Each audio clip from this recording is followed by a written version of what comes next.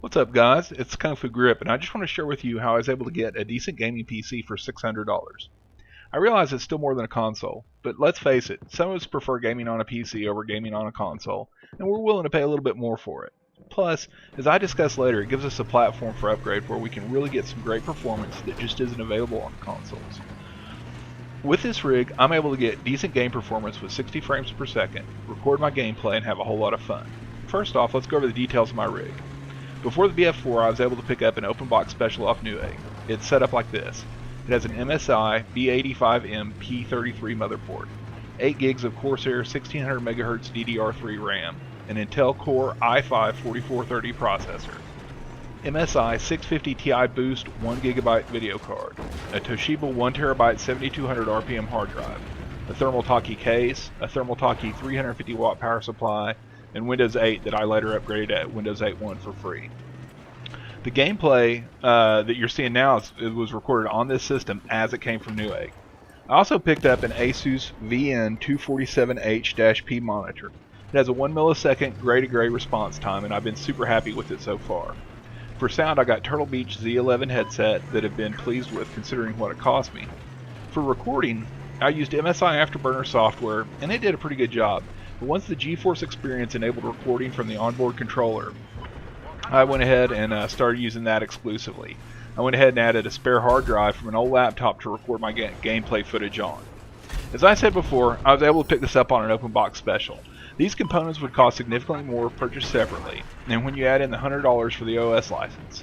However, these deals are available, and you can pick them up if you're patient and you watch the web.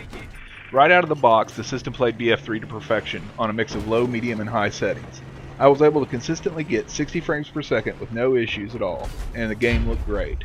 For baselines, I used Rival X Factor settings he used on better cards that he would lock in at 120 frames per second.